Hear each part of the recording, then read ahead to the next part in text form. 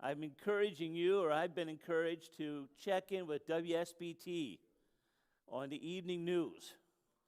You want to come share why? This is a God story here, and this is going to be on. Are we on? Yes, we are. And this is going to be on this week. And go ahead. Okay. Um, I met Elizabeth White through Shadow at the spa, and her birthday is on my son's death day. So last year I celebrated her birthday with her. I threw her a birthday party instead of mourning my son. Mm-hmm. And she purchased a gift for me, but never told me about it because it got lost in the mail. And this week, lo and behold, there is a woman who buys random pallets of unclaimed mail from all over the country, right? And she is locally here in Elkhart, and she found a package, and she said, "Let's find this person." And it was a bracelet, and she held up a picture of my son that is in the little bead of the bracelet. And that post had 500,000 views in one day. And everybody was messaging me that she found Elizabeth, and then WSBT News caught wind of the story. So they want to do a spotlight piece that they'll be taping on Wednesday with this woman, Elizabeth, and I. And if you can't see the hand of God in that Yes. it's just... Think Yeah. about this. It's been a while since Nathan died. Yeah. And here God comes full circle Mm-hmm. with a gift to Mom. Yeah. Yeah. Yeah. Is it going to broadcast on Wednesday? I don't You don't know. for sure. Okay. They're recording it.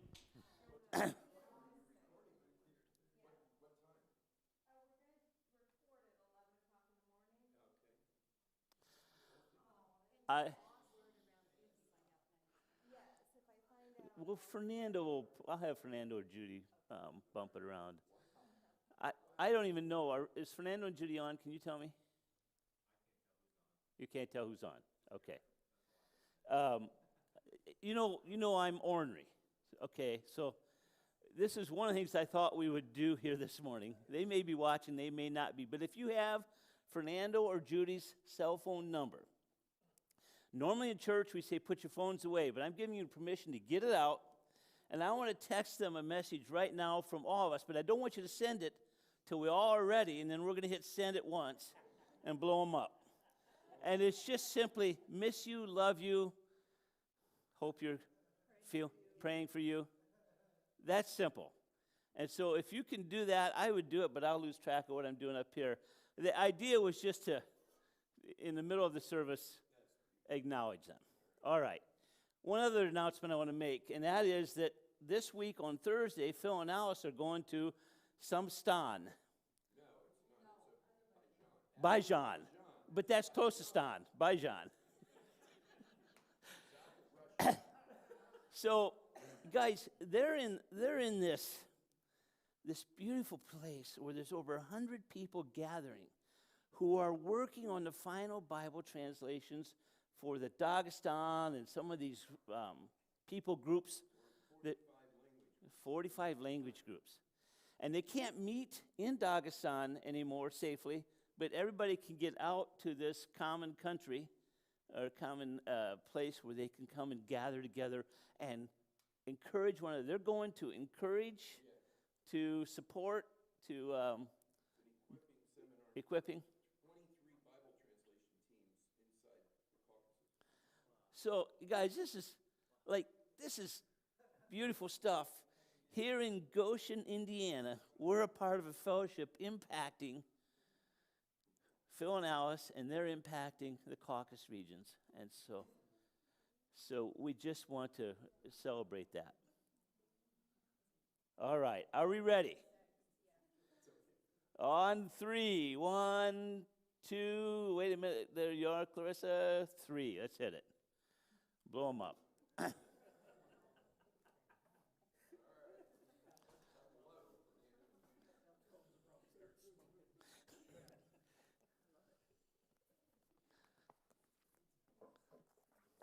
I did get a text from Fernando this morning, so I think he's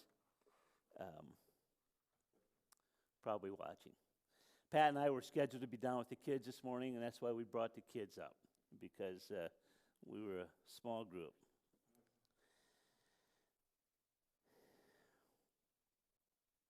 The first Sunday in January, Patty and I taught the children's class downstairs.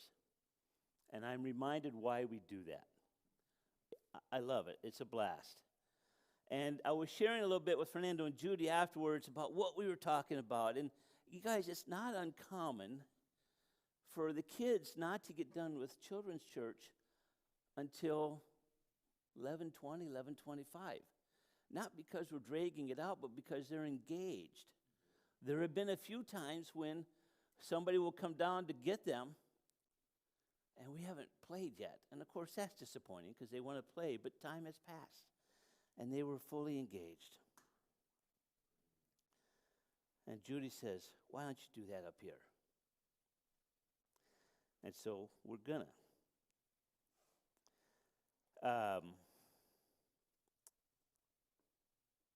Let's open first to Psalm 19. Can you do that with me? And for Josiah and Jemiah, why don't you come up? I got a couple chairs here. You're going to just sit here with me because this is going to be our time. Okay, hold on. So I'm flying by the Spirit this morning. I have something planned. But I want to pause a minute because as parents, it's easy for Pat and I to get discouraged. Pat, are you with me? Stay with me here. No, I mean, a real important reason. Just pause on Psalm 19. Stay with me.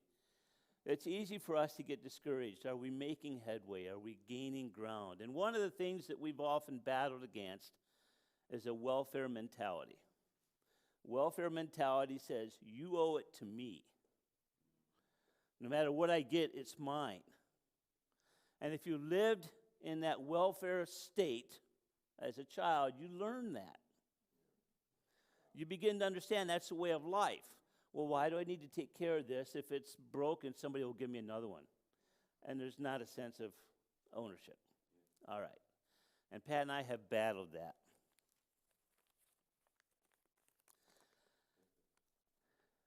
This doesn't mean anything to you like it does to Pat and I. Because yesterday, Maya had a skating party. And Pat gave her $3 for her skate rental. $5. And then gave her 20 in case she needed more. And this morning, during worship, Maya reaches into her coat and says, oh, Grandpa, here. I didn't spend it. Now, the welfare state says, that's mine. She gave it back. So see, parents do this all the time. We give little tests. God gives tests to each one of us. What are you going to do with what I've given you? And part of the principle of the kingdom is if you respond to God in the way He wants, He gives you more. Test me in this. See if I won't open the heavens. So I'm just, this was not in my notes, but she walks over and says, here, I don't need this. Now there's many parallels there. One is, my needs are met. I don't need to worry about tomorrow. And Maya, I'm going to tell you, there are times when we say no, and I don't even know why. You say, why, Grandpa? I don't know. And then there are times we say yes because we see this kind of spirit. I love that. I just want to call that out, Maya. Beautiful, beautiful. Psalm 19. The heavens declare the glory of God. The skies proclaim the work of His hands. Day after day they pour forth speech. Night after night they reveal knowledge. They have no speech. They use no words. No sound is heard from them. This is from the heavens. They have no speech. They have no words. No sound is heard from them. Yet their voice goes out into all the earth, their words to the ends of the world. In the heavens, God has pitched a tent for the sun. It's like a bridegroom coming out of his chamber, like a champion rejoicing to run his course. It rises at one end of the heavens and makes its circuit to the other. Nothing is deprived of its warmth. I'm going to skip now. No, I'm not. The law of the Lord is perfect, refreshing the soul. The statutes of the Lord are trustworthy, making wise the simple. The precepts of the Lord are right, giving joy to the heart. The commands of the Lord are radiant, giving light to the eyes.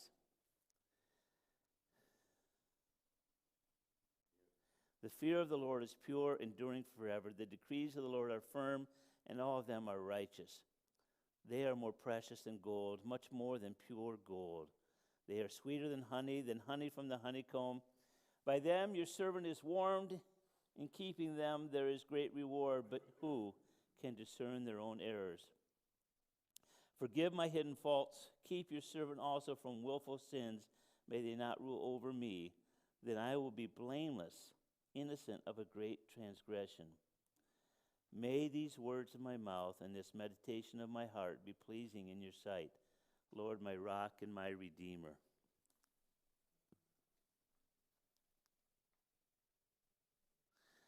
Do you guys see what these two did when I got the scripture out? Because part of children's churches, we look up the scriptures, and they're both on Psalm 19. I love it. Okay. I say this because, and then I'm going to Romans 1:20. I'll read that real quick here. Romans 1:20 in context is saying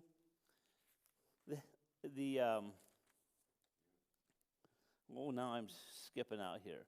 For since the creation of the world, God's invisible qualities, his eternal power and divine nature have been clearly seen, being understood from what has been made, so that people are without excuse. We're going to start with a video clip this morning. And I want you kids to stay up here. Oh, you're going to help me. That's right. Thank you. Rex is going to get this ready. This is a 3-minute and 53-second clip that leads into the verses we just read. Okay, when you're ready. Go ahead.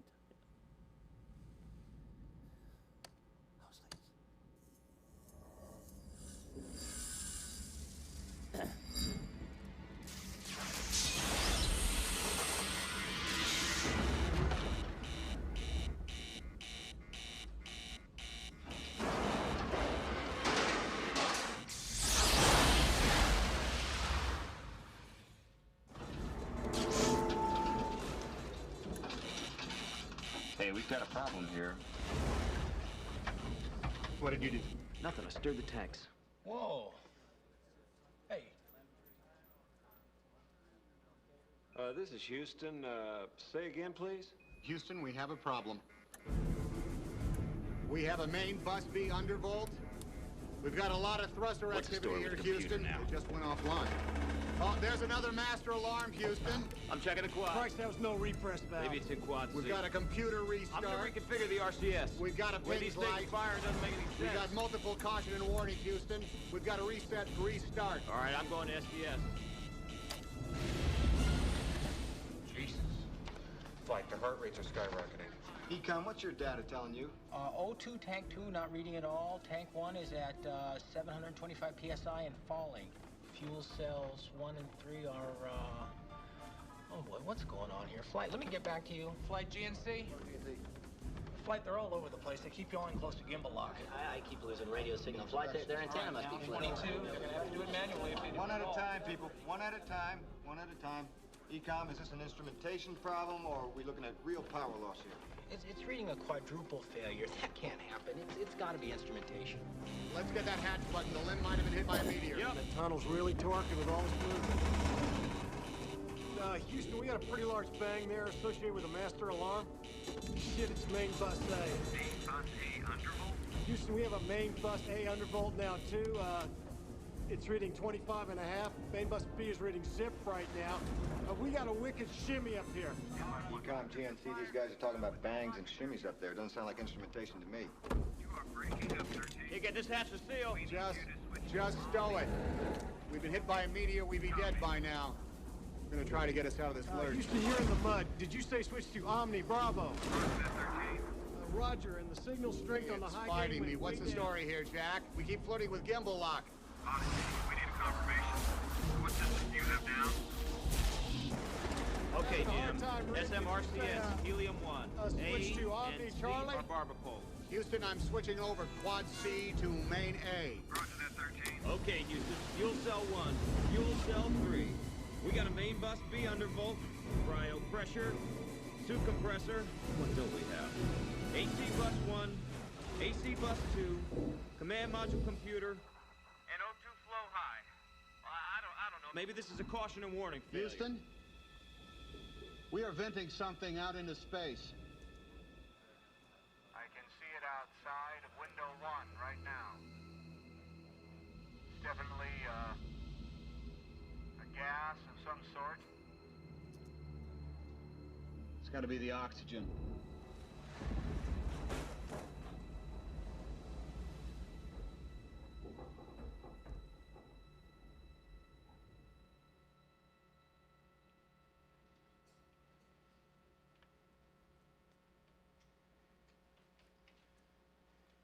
Roger, Odyssey, we copy your venting. Give me an alarm. Okay, let's everybody think Into a 4-level. Okay, Josiah. Why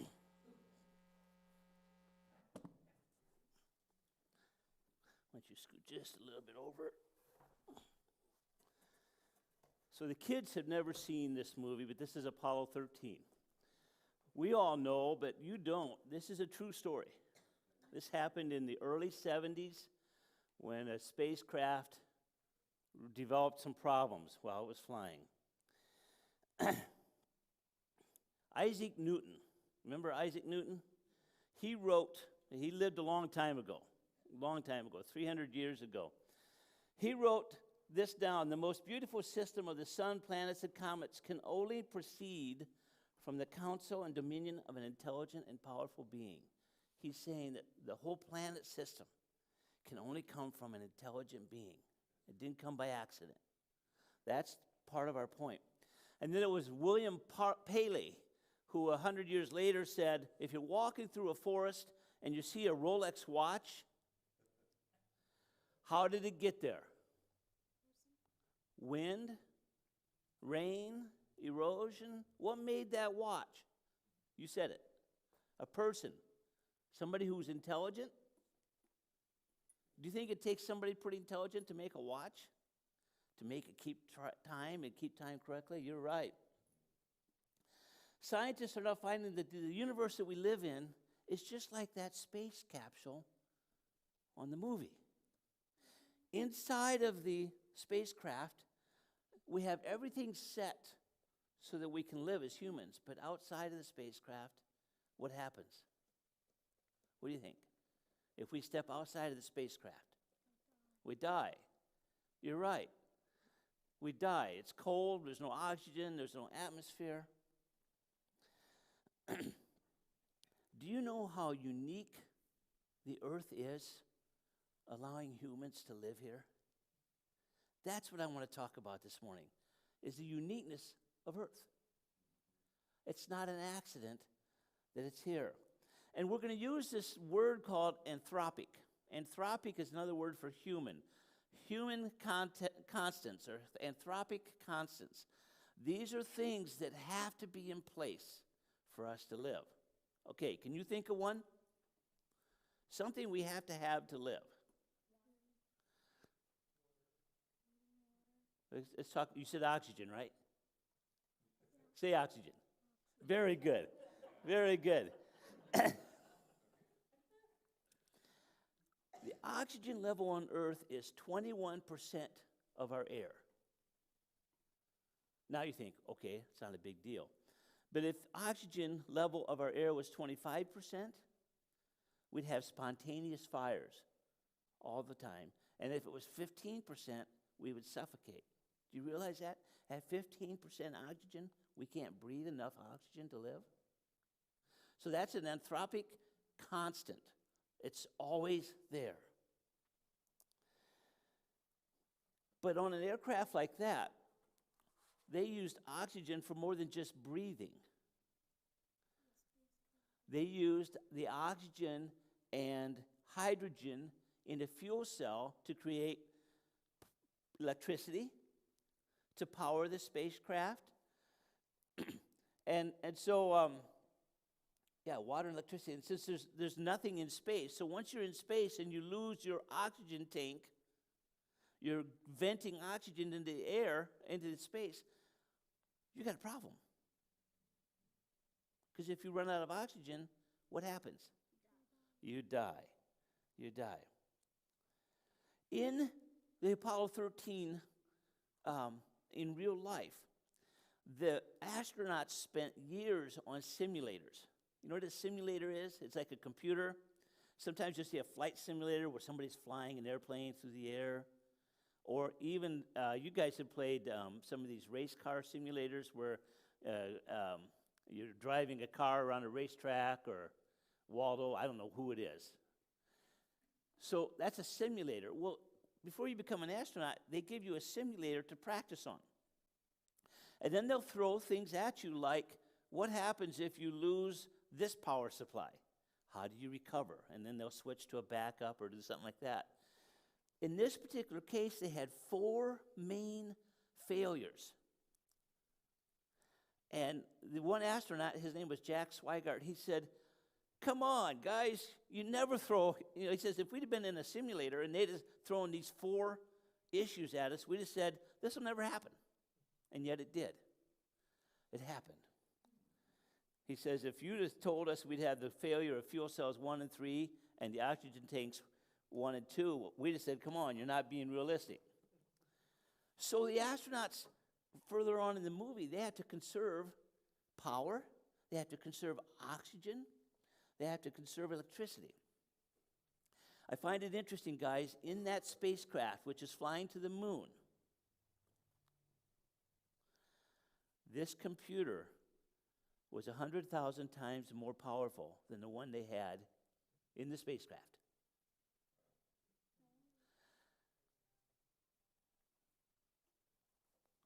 I hear a phone. So here they are, they're in space. The moon mission is canceled. Now the mission is come home safely. But what do they have to do first? They have to go around the moon. And they have to slingshot off of the gravity of the moon to get them speed to make it back to Earth. And they've turned off their computers.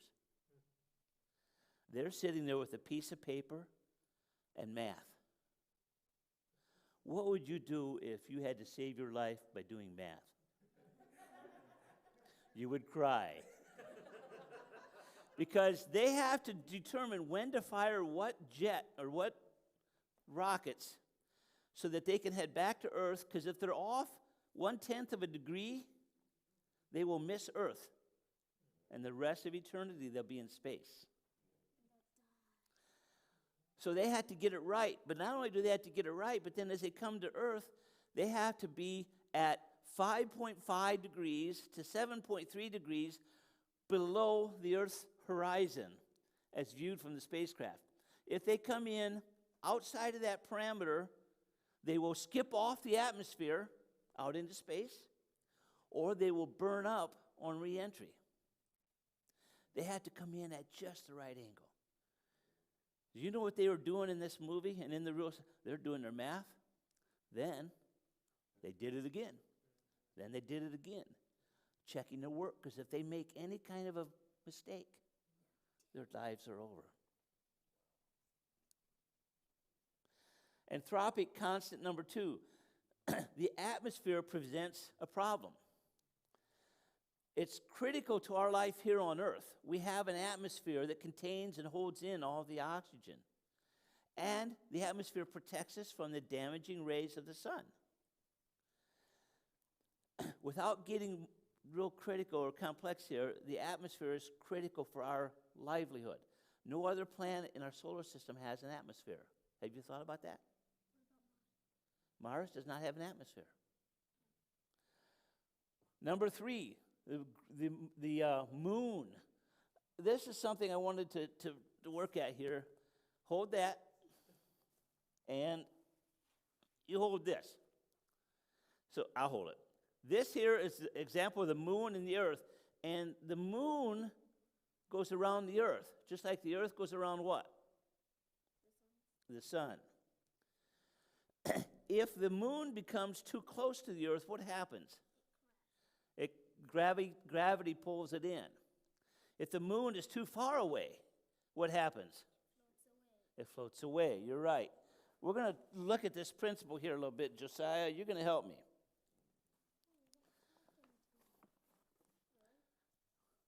I want you to spin this in a circle. Stand up and back up. Right there. Can you spin it in a circle? No. Upside down. It's going to go in a circle like this. There you go. Okay? That's a little bit. That string is like the gravitation. The string is what holds the moon towards us. But if you get too close or too far away, now come here. We're going to make it more fun.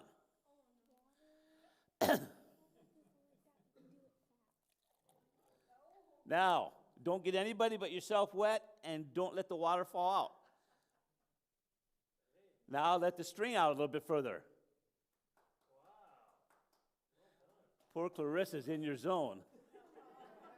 Let it out even further. Yeah, now you're turning and you're getting more people. Okay, you can stop. So you guys, what I'm trying to teach you here is that this string is our gravity. And this string is what holds the moon to a certain distance from the earth. If we're closer or further away, we have trouble. Not yet.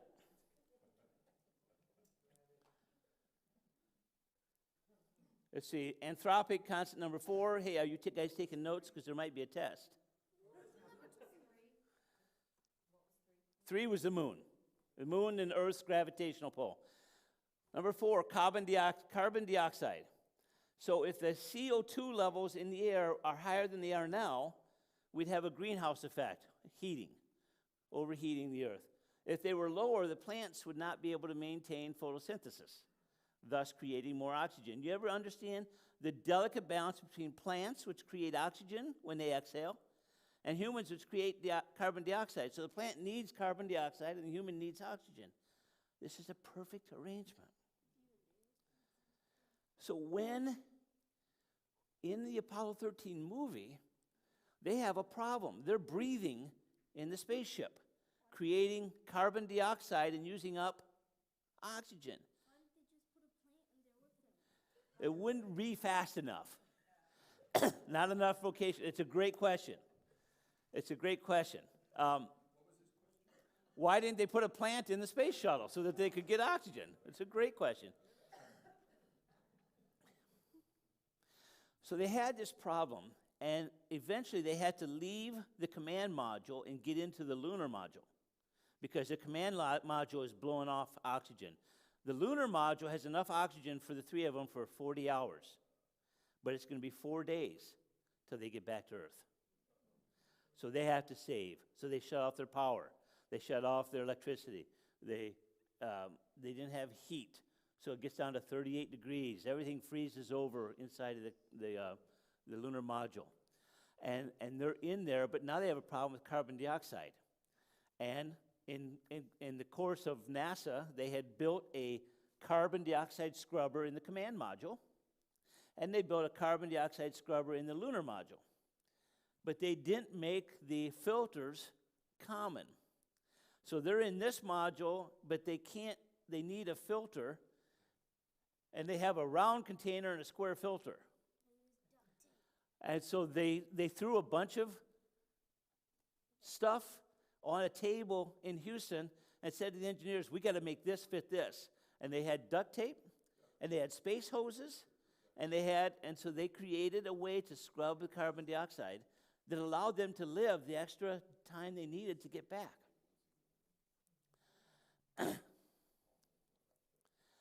Okay, number 5, gravity. And we're going to show something on the screen here. Go ahead when we get that number up there. No, we can see it enough. Okay, you see this number? It's a 0 point, and then there's 38 zeros, and then a 1. Okay? This is an important number. If the gravitational pull in the universe were to change by that percentage, the universe would have collapsed in on itself. It would have never happened. And I read this week. Currently, scientists are saying, we think the universe all came from a dense material the size of a pinhead. Now, this is their way to explain how we got here without using the biblical count. I know that God spoke, and he launched this. Now, what did we learn about Albert Einstein? He was smart. But what else did we learn about Albert? Remember? He what? Well, no. He was trying to understand if the universe is stagnant or growing. And what did he find? It's growing. He found something that they used the word, and I wrote it in here. It's red. Oh, I don't know where I wrote it. But he discovered that he could still see the microwaves of the original universe creation as they settle out in space. And he was frustrated by that because if he could see the universe was growing, that meant it what? It had a beginning. Very good question. Do I think there are microwaves in space? Yes, I do. That's how we found them, and that's how we made our microwave. But Albert Einstein was the first guy to say the universe is expanding, and that has implications because that indicates it was created. It had a start point. It was not stagnant forever there. I just find it interesting that that number, if we changed that much, we don't exist. On Apollo 13, one thing started the whole problem, and that was an oxygen tank during the installation. It got dropped 2 inches in its holder. And dropping it damaged a little bit of that thin wall of the oxygen tank. And that's what ended up blowing up. What I mean by that is, here's this massive rocket, and one little drop destroyed all the potential for that cruise. It's the same thing with sin. The same thing with sin.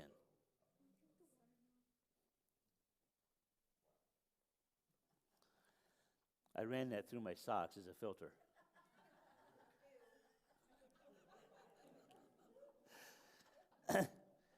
Like a small change in a spacecraft, one small change in the universe can result in big problems for us.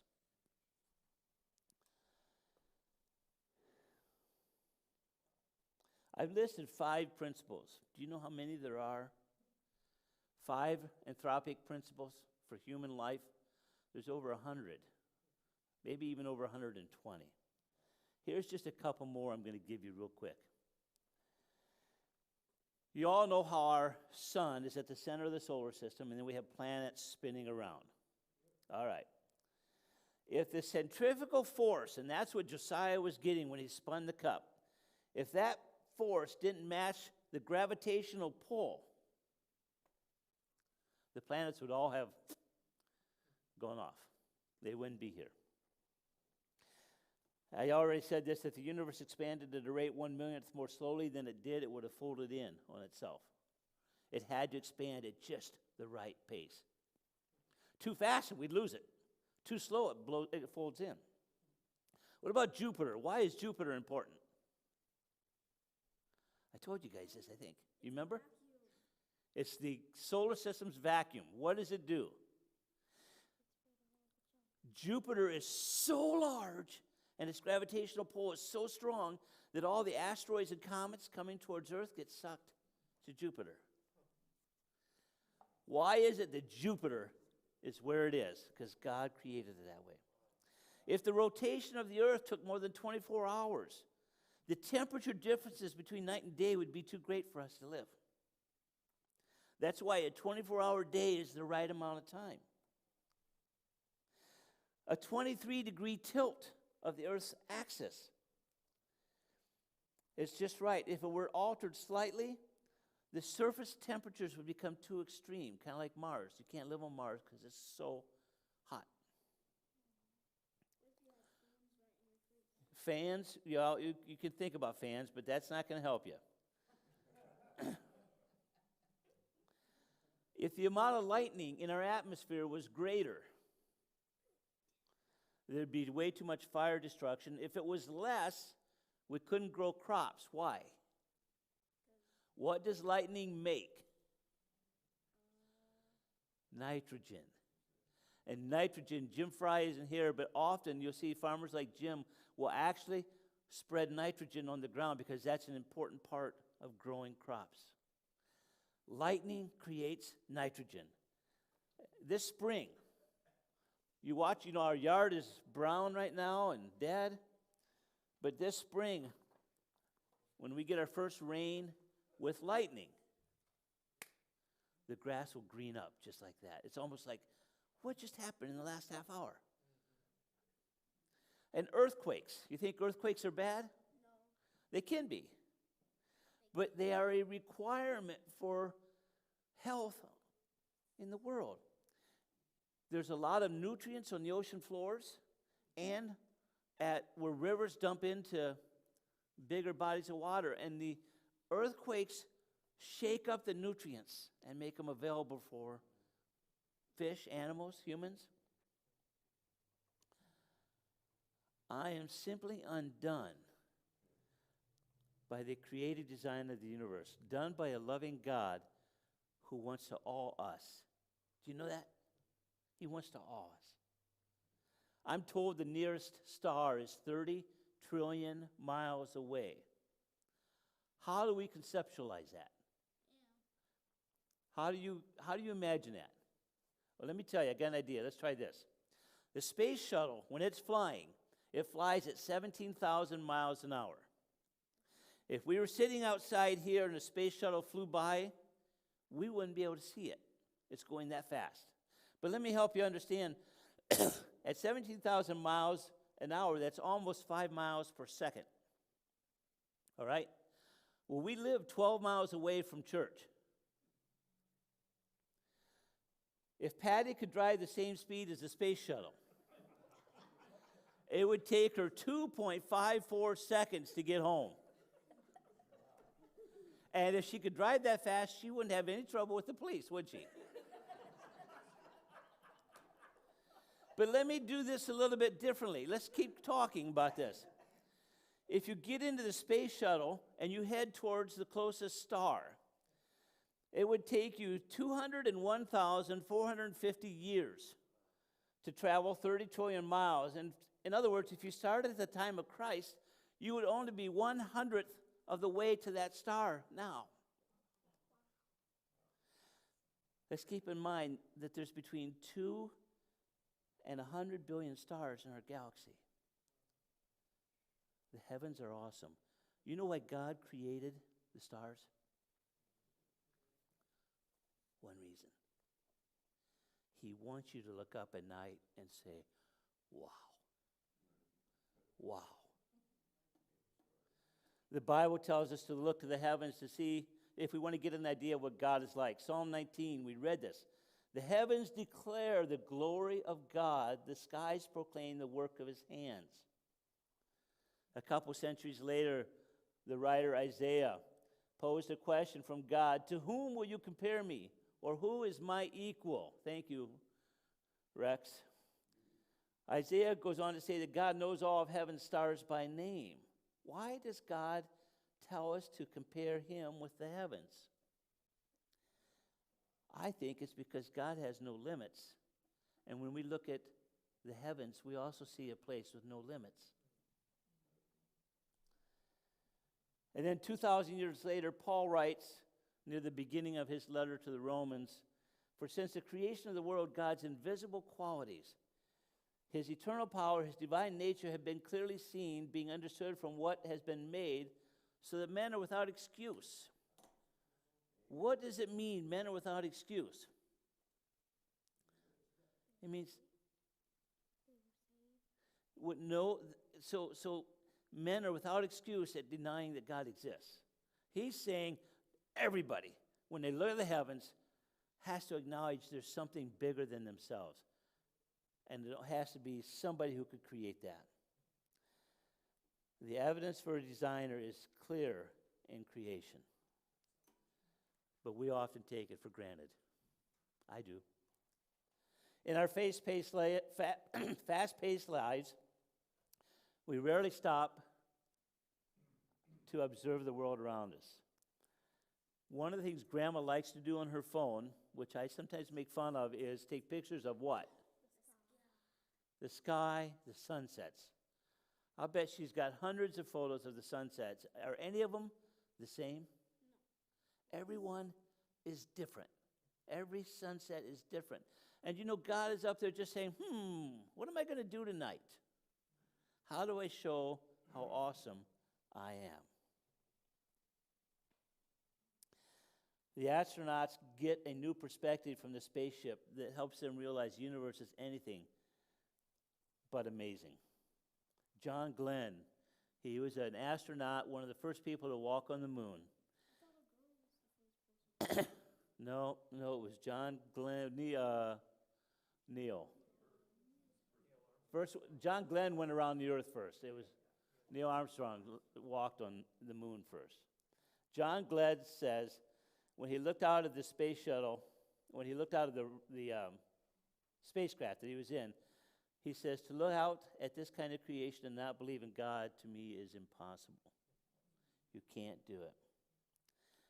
Guys, I share these stories with you because I want you to come to know the amazing God we serve.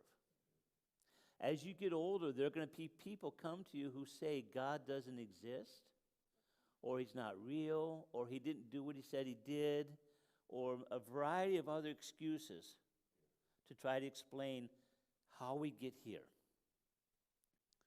Here we are on Earth, breathing 21% oxygen, with plants that create oxygen as their exhale. And it's just too perfectly balanced to be an accident. See, that's the problem with there is no God says, you're an accident. You're an accident. You're an accident. And you know what? There are no accidents. God didn't create accidents. He created intelligently and intentionally. All right. Any other questions? Yes. You're hungry. That's not a question, that's a statement. I wanted questions. Nope.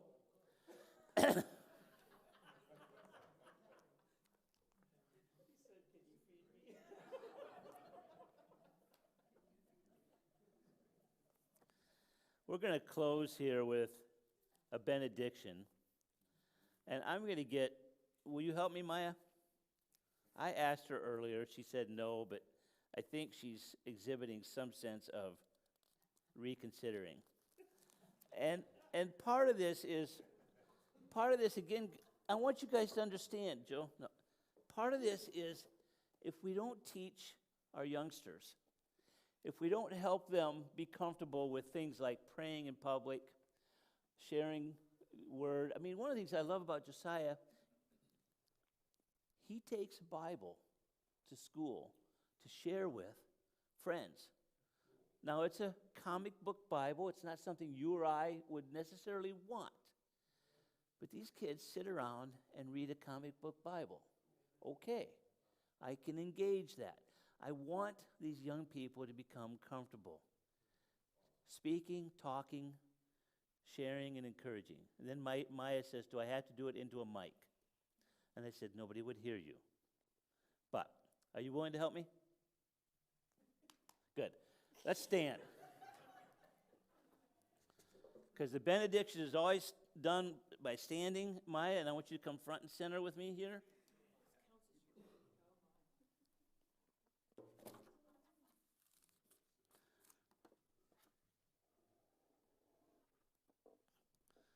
Okay. Come on, hon. You are great. So starting right here with verse 1.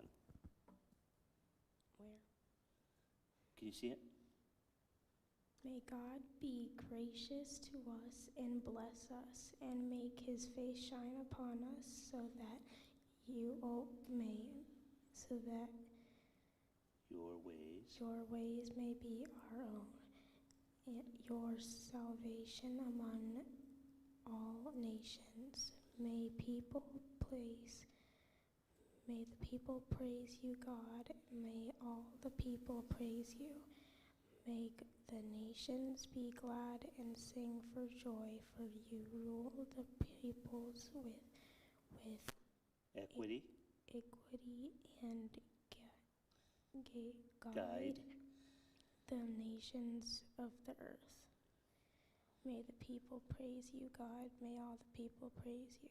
The land yields its harvest. God, our God, bless us. May God bless us still. May God bless us still, so that all the ends of the earth will fear him. Thank you. May God bless us still, so that all the ends of the earth will fear him. Psalm 67, and it's just 1 through 7.